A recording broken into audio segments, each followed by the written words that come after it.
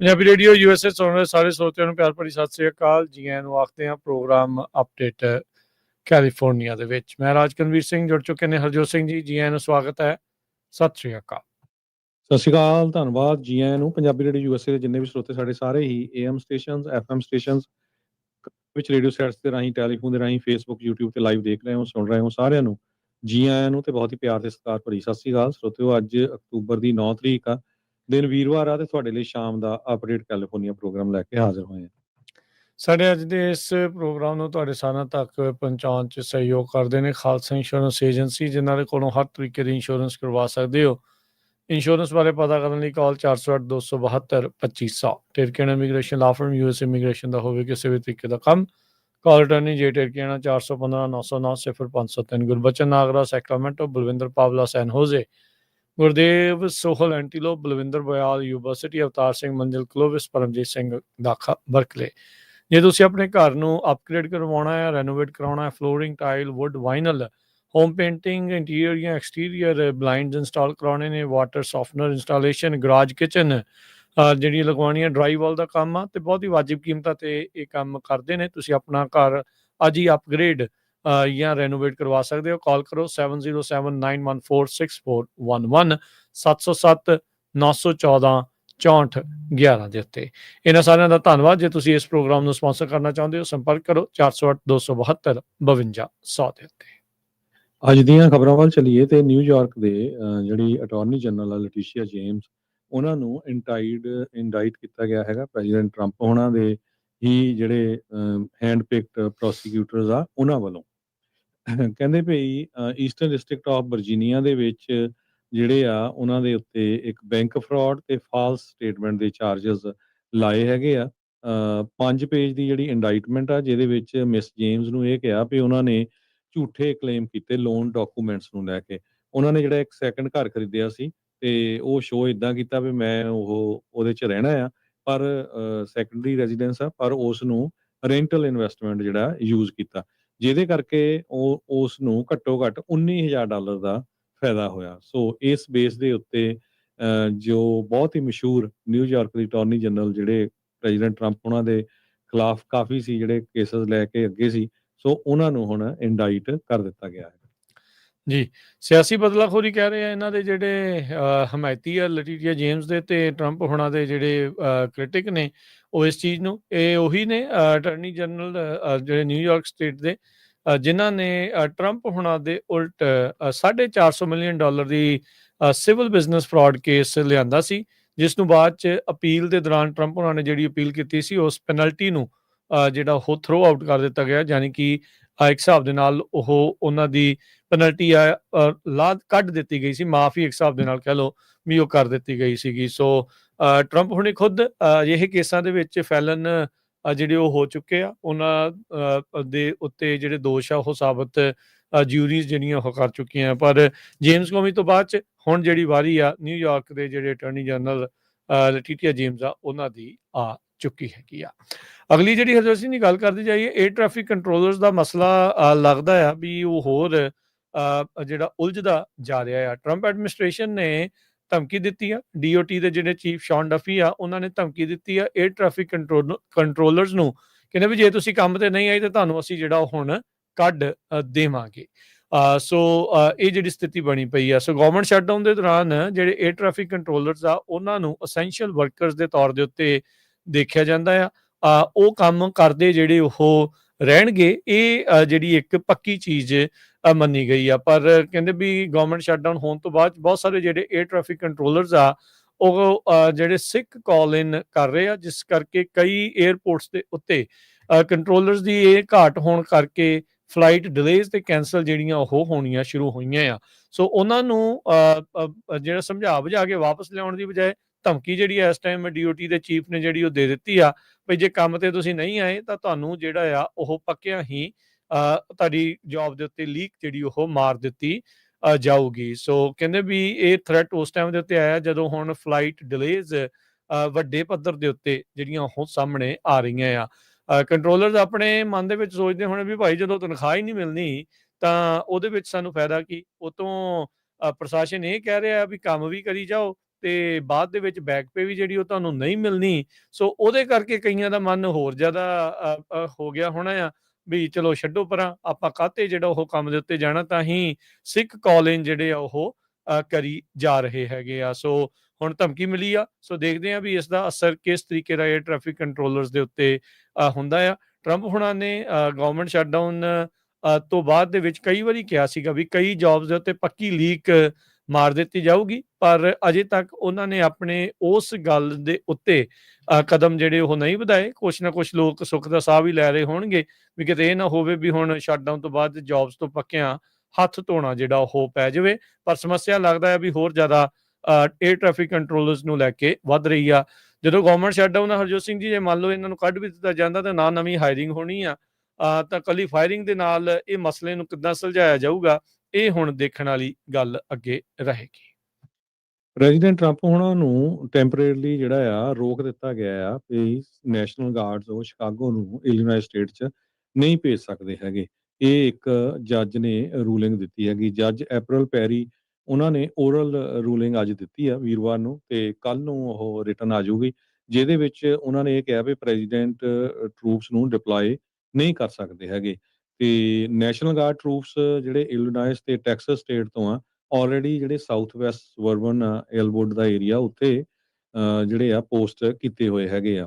500 ਦੇ ਕਰੀਬ ਟੈਕਸਸ ਤੇ ਇਲੀਨਾਇਸ ਦੇ ਨੈਸ਼ਨਲ ਗਾਰਡਸ ਜਿਹੜੇ ਫੌਜੀ ਆ, ਉਹ ਸ਼ਿਕਾਗੋ ਦੇ ਵਿੱਚ ਇਸੇ ਹਫ਼ਤੇ ਪਹੁੰਚੇ ਸੀਗੇ, ਤੇ ਪਹਿਲਾਂ ਉਹਨਾਂ ਨੂੰ 60 ਦਿਨਾਂ ਦਾ ਸਮਾਂ ਦਿੱਤਾ ਗਿਆ ਤਾਂ ਕਿ ਉਹ ਇਮੀਗ੍ਰੇਸ਼ਨ, ਕਸਟਮ ਐਨਫੋਰਸਮੈਂਟ ਤੇ ਹੋਰ ਯੂਐਸ ਦੇ ਜਿਹੜੇ ਗਵਰਨਮੈਂਟ ਪਰਸਨਲ ਆ ਉਹਨਾਂ ਨੂੰ ਆਪਣੀਆਂ ਡਿਊਟੀਆਂ ਕਰਨ ਦੇ ਵਿੱਚ ਹੈਲਪ ਕਰ ਸਕਣ। ਟਰੰਪ ਤੇ ਹੋਮਲੈਂਡ ਸਿਕਿਉਰਿਟੀ ਦੇ ਸੈਕਟਰੀ ਕ੍ਰਿਸਟੀ ਨੋਇਮ ਹੋਣਾ ਨੇ ਇਹ ਕੀਤਾ ਹੈ ਵੀ ਟਰੂਪਸ ਜ਼ਰੂਰੀ ਚਾਹੀਦੇ ਆ ਇਹ ਫੈਡਰਲ ਲਾ ਐਨਫੋਰਸਮੈਂਟ ਨੂੰ, ਜਿਹੜੀ ਸੇਫਟੀ ਦੇ ਲਈ, ਖਾਸ ਕਰਕੇ ਜਿਹੜੇ ਆਈਸ ਵਾਲੇ ਏਜੰਟਸ ਹੈਗੇ ਆ ਉਹਨਾਂ ਦੇ ਲਈ, ਜਾਂ ਆਈਸ ਦੀਆਂ ਜਿਹੜੀਆਂ ਪ੍ਰੋਸੈਸਿੰਗ ਫੈਸਿਲਿਟੀਜ਼ ਹੈਗੀਆਂ ਉਹਨਾਂ ਦੇ ਲਈ। ਤੇ ਪਿਛਲੇ ਹਫ਼ਤੇ ਟਰੰਪ ਉਹਨਾਂ ਨੇ ਇਹ ਵੀ ਕਿਹਾ ਸੀ ਵੀ ਇਲੀਨਾਇਸ ਦੇ ਗਵਰਨਰ ਤੇ ਸ਼ਿਕਾਗੋ ਦੇ ਮੇਅਰ ਉਹਨਾਂ ਨੂੰ ਜੇਲ੍ਹ ਦੇ ਵਿੱਚ ਵੀ ਸਿੱਟ ਦੇਣਾ ਚਾਹੀਦਾ ਹੈਗਾ। ਪਰ ਸ਼ਿਕਾਗੋ ਦੇ ਮੇਅਰ ਜੇਬੀ ਪ੍ਰਿਜ਼ਡਿਕਰ ਉਹਨਾਂ ਨੇ ਇਹ ਕਿਹਾ ਆ ਵੀ ਕਹਿੰਦੇ ਵੀ ਮੈਂ ਆਪਣੀ ਸਟੇਟ ਦੇ ਵਿੱਚ ਕਿਸੇ ਨੂੰ ਸੜਕ ਤੋਂ ਜਿਹੜਾ ਖੁੱਲੀ ਆਜ਼ਾਦੀ ਨਾਲ ਜਿਹੜਾ ਚੱਲਣ ਤੋਂ ਰੋਕਣ ਨਹੀਂ ਦਊਂਗਾ। ਸੋ ਇਹ ਉਹਨਾਂ ਨੇ ਕਿਹਾ ਵੀ ਮੈਂ ਆਪਣੇ ਲੋਕਾਂ ਦੇ ਨਾਲ ਖੜਾ ਹੈਗਾ। ਜੀ। ਉੱਧਰ ਅਫਗਾਨਿਸਤਾਨ ਤੇ ਪਾਕਿਸਤਾਨ ਦੇ ਦਰਮਿਆਨ ਹਰਜੋਤ ਸਿੰਘ ਜੀ ਝੜਪਾਂ ਜਿਹੜੀਆਂ ਆ ਕਹਿੰਦੇ ਵੀ ਇਸ ਟਾਈਮ ਚੱਲ ਰਹੀਆਂ ਆ। ਦਰਜਨਾਂ ਹੀ ਲੋਕ ਹੁਣ ਤੱਕ ਮਰ ਚੁੱਕੇ ਆ। ਪਾਕਿਸਤਾਨ ਦੀ ਆਰਮੀ ਤੇ ਜਿਹੜੇ ਅਫਗਾਨ ਬਾਰਡਰ ਦੇ ਨਜ਼ਦੀਕ ਜਿਹੜੇ ਫਾਈਟਰ ਹੈਗੇ ਆ, ਲੜਾਕੇ ਆ, ਉਹਨਾਂ ਦੀ ਆਪਸ ਦੇ ਵਿੱਚ ਝੜਪਾਂ ਹੋਈਆਂ ਆ। ਪਾਕਿਸਤਾਨ ਦੀ ਤਾਲਿਬਾਨ ਜਿਹੜੀ ਆ ਉਹ ਰਿਸਪੌਂਸਿਬਿਲਿਟੀ ਲੈ ਰਹੀ ਆ ਮਿਲਟਰੀ ਐਨਵॉय ਦੇ ਉੱਤੇ ਜਿਹੜਾ ਉਹ ਹਮਲਾ ਕਰਨ ਦੇ ਲਈ। ਉੱਧਰ ਅਫਗਾਨਿਸਤਾਨ ਦਾ ਜਿਹੜਾ ਫੋਰਨ ਮਿਨਿਸਟਰ ਆ ਆਮਿਰ ਖਾਨ ਮੁਤਾਕੀ, ਉਹ ਭਾਰਤ ਦੇ ਵਿੱਚ 1 ਹਫ਼ਤੇ ਦੀ ਗੱਲਬਾਤ ਦੇ ਲਈ ਉੱਥੇ ਜਿਹੜਾ ਉਹ ਪਹੁੰਚਿਆ ਆ। ਕਹਿੰਦੇ ਵੀ ਕਿਸੇ ਟਾਈਮ ਦੇ ਉੱਤੇ ਇਹ ਚੀਜ਼ ਸੋਚੀ ਵੀ ਜਿਹੜੀ ਉਹ ਨਹੀਂ ਸੀ ਜਾ ਸਕਦੀ, ਪਰ ਤਾਲਿਬਾਨ ਨੇ ਜਦੋਂ ਤੋਂ 2021 ਦੇ ਵਿੱਚ ਸੱਤਾ 'ਚ ਆਏ ਨੇ, ਉਸ ਤੋਂ ਬਾਅਦ ਦੇ ਵਿੱਚ ਤਾਲਿਬਾਨ ਦੇ ਵੱਲੋਂ ਇਹ ਹਾਈਐਸਟ ਲੈਵਲ ਦੀ ਜਿਹੜੀ ਵਿਜ਼ਿਟ ਆ ਉਸ ਮੁਲਕ ਦੇ ਵੱਲੋਂ ਭਾਰਤ ਦੇ ਵਿੱਚ ਕੀਤੀ ਜਿਹੜੀ ਉਹ ਜਾ ਰਹੀ ਆ। ਕਹਿੰਦੇ ਵੀ ਜਿਹੜੇ ਆਮਿਰ ਖਾਨ ਮੁਤਾਕੀ ਆ, ਉਹ ਡਿਪਲੋਮੈਟਿਕ, ਟ੍ਰੇਡ ਤੇ ਇਕਨੋਮਿਕ, ਆਰਥਿਕ ਜਿਹੜੀਆਂ ਗੱਲਾਂ ਬਾਤਾਂ, ਟ੍ਰੇਡ ਦੀ ਜਿਹੜੀ ਗੱਲਬਾਤ ਜਿਹੜੀ ਉਹ ਗੱਲਬਾਤ ਕਰਨਗੇ। ਫੋਰਨ ਮਿਨਿਸਟਰ ਜਿਹੜਾ ਐਸ ਜੈ ਸ਼ੰਕਰ ਆ, ਭਾਰਤ ਦੇ ਵਿੱਚ 8 ਦਿਨ ਦੀ ਜਿਹੜੀ ਇਹ ਲੰਮੀ ਚੌੜੀ ਇਹਨਾਂ ਦੀ ਜਿਹੜੀ ਫੇਰੀ ਆ ਉਹ ਭਾਰਤ ਦੇ ਵਿੱਚ ਹੋਣ ਜਾ ਰਹੀ ਆ। ਇੰਡੀਆ ਦੀ ਅਫਗਾਨਿਸਤਾਨ ਪਾਲਿਸੀ ਦੇ ਵਿੱਚ ਕਾਫੀ ਵੱਡੇ ਜਿਹੜੇ ਬਦਲਾਵ ਆਏ ਆ। ਅਫਗਾਨਿਸਤਾਨ ਦੇ ਵਿੱਚ ਜਦੋਂ ਹੁਣ ਰੀਸੈਂਟਲੀ ਭੁਚਾਲ ਆਇਆ ਸੀ, ਪੰਜਾਬ ਦੇ ਹੜ੍ਹਾਂ ਵਾਲਿਆਂ ਦੇ ਬਰਾਬਰ ਹੀ ਜਿਹੜਾ ਉਹ ਚੀਜ਼ ਚੱਲ ਰਿਹਾ ਸੀਗਾ, ਪਰ ਪੰਜਾਬ ਨੂੰ ਛੱਡ ਕੇ ਉਹਨਾਂ ਨੇ ਝੱਟ ਦੇਣੀ ਜਿਹੜੇ ਰਾਹਤ ਸਮੱਗਰੀ ਆ ਅਫਗਾਨਿਸਤਾਨ ਦੇ ਵਿੱਚ ਘੱਲ ਦਿੱਤੀ ਸੀ। ਪਾਕਿਸਤਾਨ ਦੇ ਵਿੱਚ ਜਿਸ ਤਰੀਕੇ ਦੇ ਨਾਲ ਜੋ ਇੰਡੀਆ ਕਹਿੰਦਾ ਵੀ ਪਾਕਿਸਤਾਨ ਵਾਲੇ ਕਸ਼ਮੀਰ ਦੇ ਵਿੱਚ ਘੁਸਪੈਠ ਕਰਾਉਂਦੇ ਆ, ਤੇ ਪਾਕਿਸਤਾਨ ਵਾਲੇ ਇਹ ਕਹਿੰਦੇ ਆ ਵੀ ਇੰਡੀਆ ਵਾਲੇ ਅਫਗਾਨਿਸਤਾਨ ਦੇ ਥਰੂ ਜਿਹੜੇ ਆ ਉਹ ਸਾਡੇ ਮੁਲਕ ਦੇ ਅੰਦਰ ਜਿਹੜੀ ਉਹ ਘੁਸਪੈਠ ਜਿਹੜੀ ਉਹ ਕਰ ਰਹੇ ਆ। ਸੋ ਔਰਕਜ਼ਾਈ ਇਲਾਕੇ ਦੇ ਵਿੱਚ ਪਾਕਿਸਤਾਨ ਤੇ ਅਫਗਾਨਿਸਤਾਨ ਵਾਲਿਆਂ ਦੀ ਭਿੜਤ ਹੋ ਰਹੀ ਆ, ਤੇ ਉਧਰ ਅਫਗਾਨਿਸਤਾਨ ਦਾ ਜਿਹੜਾ ਫੋਰਨ ਮਿਨਿਸਟਰ ਆ ਇੰਡੀਆ ਦੇ ਵਿੱਚ 1 ਹਫ਼ਤੇ ਦੇ ਦੌਰੇ ਦੇ ਲਈ ਉਹ ਪਹੁੰਚਿਆ ਹੈਗਾ। ਅਗਲੀ ਖਬਰ ਵੱਲ ਚਲੀਏ ਤੇ ਪ੍ਰੈਜ਼ੀਡੈਂਟ ਟਰੰਪ ਉਹਨਾਂ ਦੇ ਟ੍ਰੇਡ ਵਾਰ ਜਿਹੜਾ ਇੰਡੀਆ ਨਾਲ ਚੱਲ ਰਿਹਾ, ਉਹ ਤੋਂ ਬਾਅਦ ਕਹਿੰਦੇ ਇੰਡੀਆ ਵਾਲੇ ਆ ਉਹ ਇੰਗਲੈਂਡ ਦੇ ਲੀਡਰਸ ਨੂੰ ਜੱਫੀਆਂ ਪਾ ਰਹੇ ਹੈਗੇ ਆ। ਯੂਐਸ ਪ੍ਰੈਜ਼ੀਡੈਂਟ ਉਹਨਾਂ ਦੇ ਜਿਹੜਾ ਸੈਕੰਡ ਟਰਮ ਦੇ ਵਿੱਚ ਉਹਨਾਂ ਨੇ ਇੰਡੀਆ ਦੇ ਉੱਤੇ ਕਾਫੀ ਟੈਰਿਫ ਜਿਹੜੇ ਠੋਕੇ ਹੈਗੇ ਆ। ਤੇ ਅੱਜ ਜਿਹੜੇ ਯੂਕੇ ਦੇ ਪ੍ਰਾਈਮ ਮਿਨਿਸਟਰ ਹੈਗੇ ਆ ਕੀਅਰ ਸਟਾਰਮਰ, ਉਹ ਕਹਿੰਦੇ ਭਈ ਇੰਡੀਆ ਦੇ ਨੂੰ ਜਾ ਰਹੇ ਹੈਗੇ ਆ ਆਪਣਾ ਟ੍ਰੇਡ ਡੈਲੀਗੇਸ਼ਨ ਲੈ ਕੇ। 125 ਦੇ ਕਰੀਬ ਜਿਹੜੇ ਬਿਜ਼ਨਸ ਦੇ ਚੀਫਸ ਆ ਉਹ ਵੀ ਜਾ ਰਹੇ ਆ ਮੁੰਬਈ ਨੂੰ, ਤੇ ਉਹ ਇਨਵੈਸਟਮੈਂਟਸ ਸਾਈਨ ਅਪ ਕਰਨਗੇ, ਜਿਹਦੇ ਵਿੱਚ ਬ੍ਰਿਟੇਨ ਦੀ ਵੀ ਇੱਕ ਇਕੋਨਮੀ ਜਿਹੜੀ ਬੜੀ ਸਟੈਗਨੈਂਟ ਆ, ਤੇ ਨਾਲ ਇੰਡੀਆ ਦੀ ਇਕੋਨਮੀ ਨੂੰ ਵੀ ਜਿਹੜਾ ਫਾਇਦਾ ਹੋਊਗਾ। ਕਹਿੰਦੇ ਭਈ ਦਿੱਲੀ ਦੇ ਨਾਲ ਡੀਲ ਕਰਨਾ ਇੰਨਾ ਸੌਖਾ ਤਾਂ ਨਹੀਂ ਹੈ, ਪਰ ਹੁਣ ਇੰਡੀਆ ਵਾਲਿਆਂ ਕੋਲ ਵੀ ਬਾਹਲੀ ਚੁਆਇਸ ਨਹੀਂ ਹੈ। ਇੱਕ ਪਾਸੇ ਤਾਂ ਕਾਮਰੇਡਾਂ ਨੂੰ ਜੱਫੀਆਂ ਪਾਈ ਜਾਂਦੇ, ਰਸ਼ੀਆ ਵਾਲਿਆਂ ਨੂੰ, ਚਾਈਨਾ ਵਾਲਿਆਂ ਨੂੰ, ਦੂਜੇ ਪਾਸੇ ਫਿਰ ਅਮਰੀਕਾ ਤੋਂ ਵੀ ਭਾਲਦੇ ਆ ਵੀ ਸਾਨੂੰ ਵੀ ਕੁਛ ਦਿੱਤਾ ਜਾਵੇ। ਸੋ ਅਮਰੀਕਾ ਵਾਲੇ ਕਿੱਦਾਂ ਸਪੋਰਟ ਕਰ ਸਕਦੇ ਆ? ਤੇ 24 ਦੇ ਕਰੀਬ ਜਿਹੜੇ ਯੂਐਸ ਦੇ ਕਾਂਗਰਸਮੈਨ ਆ, ਉਹਨਾਂ ਨੇ ਟਰੰਪ ਹੋਣਾ ਨੂੰ ਲੈਟਰ ਲਿਖਿਆ ਆ ਵੀ ਜਿਹੜੇ ਇੰਡੀਆ ਦੇ ਟੈਰਿਫ ਲਾਏ ਉਹ ਜ਼ਿਆਦੇ ਆ। ਸੋ ਹੁਣ ਇਹ ਨਹੀਂ ਸਮਝ ਆ ਰਿਹਾ ਵੀ ਜਿਹੜੇ ਕਾਂਗਰਸਮੈਨ ਆ ਇਹ ਅਮਰੀਕਾ ਦੇ ਲਈ ਕੰਮ ਕਰ ਰਹੇ ਆ ਜਾਂ ਇੰਡੀਆ ਦੀ ਸਰਕਾਰ ਲਈ ਕੰਮ ਕਰ ਰਹੇ ਆ। ਠੀਕ ਹੈ ਕਿ ਨਹੀਂ? ਸੋ ਜਿਹੜੀ ਸਿਚੁਏਸ਼ਨ ਆ ਉਹ ਆਪਾਂ ਨੂੰ ਪਤਾ ਆ, ਪਰ ਇੰਡੀਆ ਵਾਲੇ ਹੱਥ ਪੈਰ ਜ਼ਰੂਰ ਮਾਰ ਰਹੇ ਹੈਗੇ ਆ ਵੀ ਵੱਖ-ਵੱਖ ਮੁਲਕਾਂ ਦੇ ਨਾਲ ਕਿਸ ਤਰ੍ਹਾਂ ਸਾਡੀ ਕੋਈ ਨਾ ਕੋਈ ਜਿਹੜੀ ਡੀਲ ਆ ਉਹ ਬਣ ਜਾਵੇ। ਬਿਲਕੁਲ, ਭਾਰਤ ਦੇ ਨਾਲ ਸੰਬੰਧਾਂ ਨੂੰ ਮੁੜ ਬਹਾਲ ਕਰਨ ਦੀ ਜਿਹੜੀ ਇਹਨਾਂ ਨੇ ਸਿਫਾਰਿਸ਼ ਹਰਜੋਤ ਸਿੰਘ ਜੀ ਇਹ ਕੀਤੀ ਆ। ਸੋ 20 ਤੋਂ ਵੱਧ 2 ਦਰਜਨ ਜੇ ਕਾਂਗਰਸਮੈਨ, ਸੈਨੇਟਰਸ ਉਹਨਾਂ ਨੇ ਜਿਹੜੀ ਇਸ ਦੇ ਵਿੱਚ ਜੋੜੇ ਆ। ਸੋ ਤੁਸੀਂ ਆਪ ਹੀ ਹਿਸਾਬ ਲਾ ਲਓ ਇਹਨਾਂ ਦੀ ਲੌਬੀ ਕਿੰਨੀ ਜਿਹੜੀ ਇੰਡੀਆ ਵਾਲਿਆਂ ਦੀ ਇੱਥੇ ਸਟਰੋਂਗ ਹੋਵੇਗੀ। ਉਧਰ ਜਿਹੜਾ ਸਟਾਰਮਰ ਆ ਉਹ ਇਹ ਕਹਿ ਰਿਹਾ ਵੀ ਮੋਦੀ ਦੇ ਨਾਲ ਜਿਹੜੀ ਟ੍ਰੇਡ ਡੀਲ ਆ ਉਸ ਨੂੰ ਜਿਹੜਾ ਅੱਗੇ ਵਧਾਇਆ ਜਾਊਗਾ। ਪਰ ਯੂਕੇ ਨੇ ਇਹ ਚੀਜ਼ ਕਿਹਾ ਆ ਵੀ ਇੰਡੀਆ ਦੇ ਲਈ ਉਹ ਵੀਜ਼ਾ ਰੂਲਸ ਆ ਉਹਨਾਂ ਨੂੰ ਰਿਲੈਕਸ ਜਿਹੜਾ ਉਹ ਨਹੀਂ ਕਰਨਗੇ, ਉਸ ਦੇ ਵਿੱਚ ਢਿੱਲ ਜਿਹੜੀ ਉਹ ਨਹੀਂ ਜਿਹੜੀ ਉਹ ਦਿੱਤੀ ਜਾਵੇਗੀ। ਸੋ ਕਾਫੀ ਕੁਛ ਜਿਹੜਾ ਹਰਜੋਤ ਸਿੰਘ ਦੀ ਰੀਅਲਾਈਨਮੈਂਟਸ ਦੁਬਾਰਾ ਜਿਹੜੀਆਂ ਉਹ ਸ਼ੁਰੂ ਹੋ ਚੁੱਕੀਆਂ ਆ ਪੋਲੀਟੀਕਲੀ, ਡਿਪਲੋਮੈਟਿਕਲੀ ਮੁਲਕਾਂ ਦੇ ਜਿਹੜਾ ਉਹ ਦਰਮਿਆਨ। ਸਿੱਖਾਂ ਨੂੰ ਜ਼ਰੂਰ ਜਿਹੜਾ ਵਾਚ ਕਰਦੇ ਰਹਿਣਾ ਚਾਹੀਦਾ ਆ ਵੀ ਕਿਹੜਾ ਮੁਲਕ ਕਿਸ ਤਰੀਕੇ ਦੇ ਨਾਲ ਕਿਵੇਂ ਸਾਰਾ ਕੁਛ ਜਿਹੜਾ ਉਹ ਚੱਲ ਰਿਹਾ ਹੈਗਾ ਆ। ਸੋ ਲੈਟਸ ਹੋਪ ਕੀ ਹੁੰਦਾ ਆ, ਪਰ ਸਿੱਖ ਵੇਸਲੇ ਨਾ ਹੋਣ ਤੇ ਜੋ ਵੀ ਸਿਚੁਏਸ਼ਨ ਬਣ ਰਹੀ ਆ ਉਹਨਾਂ ਦੇ ਲਈ ਆਪਣਾ ਜਿਹੜਾ ਗੇਮ ਪਲਾਨ ਆ ਉਹ ਜ਼ਰੂਰ ਤਿਆਰ ਕਰਕੇ ਰੱਖਣਾ ਚਾਹੀਦਾ ਆ।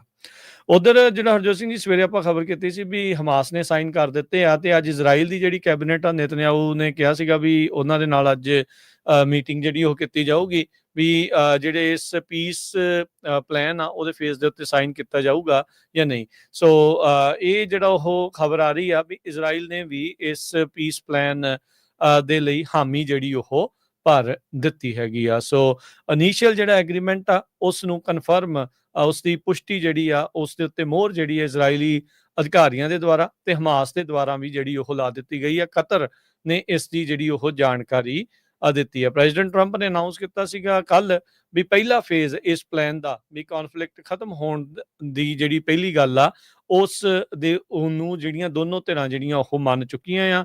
ਪ੍ਰਿਜ਼ਨਰਸ ਤੇ ਜਿਹੜੇ ਹੌਸਟੇਜ ਆ ਉਹਨਾਂ ਦੀ ਅਦਲਾ ਬਦਲੀ ਆ ਇਸ ਦੇ ਵਿੱਚ ਕੀਤੀ ਜਾਊਗੀ।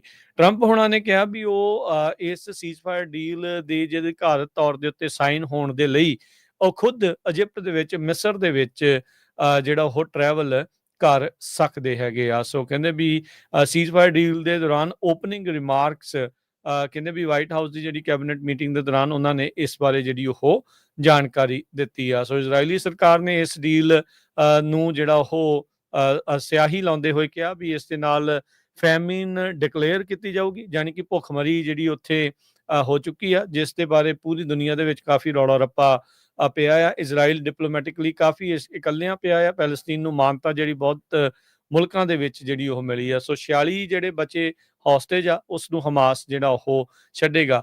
ਯੂਐਸ ਦੀ ਮਿਲਟਰੀ ਕਹਿੰਦੇ ਵੀ ਇਹ ਵੀ ਆਪਸ਼ਨਸ ਇਸ ਟਾਈਮ ਸੋਚ ਰਹੀ ਆ, ਦੇਖ ਰਹੀ ਆ ਵੀ 200 ਯੂਐਸ ਦੇ ਜਿਹੜੇ ਫੌਜੀ ਆ ਉਹ ਡਿਪਲੋਏ ਕੀਤੇ ਜਾ ਸਕਦੇ ਆ ਗਾਜ਼ਾ ਦੇ ਵਿੱਚ ਸਥਿਰਤਾ ਜਿਹੜੀ ਉਹ ਲਿਆਉਣ ਦੇ ਲਈ, ਤੇ ਜਿਹੜੀ ਹਿਊਮੈਨੀਟੇਰੀਅਨ ਏਡ ਆ, ਜਿਹੜੀ ਰਾਹਤ ਸਮੱਗਰੀ ਆ ਉਸ ਨੂੰ ਉੱਥੇ ਫਲੋ ਕਰਾਉਣ ਦੇ ਲਈ। ਸੋ ਸਿਕਿਉਰਿਟੀ ਅਸਿਸਟੈਂਸ ਵੀ ਕਹਿੰਦੇ ਵੀ ਇਸ ਦੇ ਵਿੱਚ ਯੂਐਸ ਦੀ ਫੌਜੀਆਂ ਦੇ ਦੁਆਰਾ ਜਿਹੜੀ ਉਹ ਦਿੱਤੀ ਜਾ ਸਕਦੀ ਆ। ਪ੍ਰੈਜ਼ੀਡੈਂਟ ਟਰੰਪ ਉਹਨਾਂ ਨੇ ਨੋਬਲ ਪੀਸ ਪ੍ਰਾਈਜ਼ ਦੇ ਉੱਤੇ ਅੱਖ ਰੱਖੀ ਹੋਈ ਆ, ਤੇ 48 ਘੰਟਿਆਂ ਤੋਂ ਘੱਟ ਦਾ ਸਮਾਂ ਰਹਿ ਗਿਆ ਆ। ਕੱਲ ਨੂੰ ਅਨਾਉਂਸ ਹੋਣਾ ਹੈਗਾ ਆ, ਤੇ ਟਰੰਪ ਨੂੰ ਇਹ ਸੋਚ ਰਹੇ ਆ ਵੀ ਜਿਹੜੀਆਂ ਮੈਂ ਕਹਿੰਦੇ 7 ਤੋਂ ਲੈ ਕੇ 8 ਜੰਗਾਂ ਜਿਹੜੀਆਂ ਆ ਉਹ ਬੰਦ ਕਰਵਾਈਆਂ ਹੈਗੀਆਂ, ਲੇਟੈਸਟ ਜੋ ਗਾਜ਼ਾ ਤੇ ਇਜ਼ਰਾਈਲ ਦੇ ਵਿੱਚ ਜੰਗ ਚੱਲ ਰਹੀ ਆ ਉਸ ਨੂੰ ਬੰਦ ਕਰਾਇਆ, ਪਰ ਉੱਥੋਂ ਇਹ ਪਤਾ ਲੱਗ ਰਿਹਾ ਵੀ ਇਸ ਵਾਰੀ ਜਿਹੜਾ ਪ੍ਰੈਜ਼ੀਡੈਂਟ ਟਰੰਪ ਉਹਨਾਂ ਦਾ ਨਾਮ ਇਸ ਪ੍ਰਾਈਜ਼ ਦੇ ਵਿੱਚ ਨਹੀਂ ਆਊਗਾ। ਹਾਲਾਂਕਿ ਨਿਊਯਾਰਕ ਟਾਈਮ ਨੇ ਕਾਫੀ ਵੱਡਾ ਆਰਟੀਕਲ ਲਿਖਿਆ ਹੈਗਾ, ਕਹਿੰਦੇ ਜਿਹੜਾ ਪ੍ਰਾਈਜ਼ ਹੁੰਦਾ ਉਹ ਟਿਪੀਕਲੀ ਜਿਹੜੀਆਂ ਅਚੀਵਮੈਂਟਸ ਆ 1 ਸਾਲ ਪਹਿਲਾਂ ਦੀਆਂ ਉਹਨਾਂ ਵੱਲ ਦੇਖਦਾ ਵੀ ਸੰਨ 2024 ਚ, ਤੇ ਟਰੰਪ ਹੁਣੀ ਤਾਂ ਇਲੈਕਟਡ ਜ਼ਰੂਰ 24 ਦੇ ਐਂਡ 'ਚ ਹੋਏ ਆ, ਪਰ ਚਾਰਜਸ ਉਹਨਾਂ ਨੇ ਇਸ ਸਾਲ ਲਏ ਹੈਗੇ ਆ। ਪਰ ਪ੍ਰੈਜ਼ੀਡੈਂਟ ਟਰੰਪ ਹੋਣਾ ਨੇ ਠੀਕ ਆ, ਜੇ ਵਰਲਡ ਲੈਵਲ ਤੇ ਉਹ ਲੜਾਈਆਂ ਨੂੰ ਰੋਕਣ ਦੀ ਕੋਸ਼ਿਸ਼ ਕੀਤੀ ਆ, ਪਰ ਡੋਮੈਸਟਿਕ ਲੈਵਲ ਦੇ ਉੱਤੇ ਜਿਹੜਾ ਉਹਨਾਂ ਦੇ ਖਾਸ ਕਰਕੇ ਡਿਸੈਂਟ ਹੈਗਾ, ਜਿਹੜੇ ਉਹਨਾਂ ਦੇ ਨਾਲ ਐਗਰੀ ਨਹੀਂ ਕਰਦੇ, ਉਹਨਾਂ ਦੇ ਉੱਤੇ ਜਿਹੜਾ ਕ੍ਰੈਕਡਾਊਨ ਚੱਲ ਰਿਹਾ ਹੈਗਾ, ਅਕੈਡਮਿਕ ਫਰੀਡਮ ਦੇ ਉੱਤੇ ਜੋ ਕ੍ਰੈਕਡਾਊਨ ਚੱਲ ਰਿਹਾ ਹੈਗਾ, ਤੇ ਕਿਸ ਹਿਸਾਬ ਦੇ ਨਾਲ ਯੂਐਸ ਦੀ ਮਿਲਟਰੀ ਨੂੰ ਯੂਜ਼ ਕੀਤਾ ਜਾ ਰਿਹਾ ਅਮਰੀਕਨ ਸਿਟੀਜ਼ ਦੇ ਵਿੱਚ।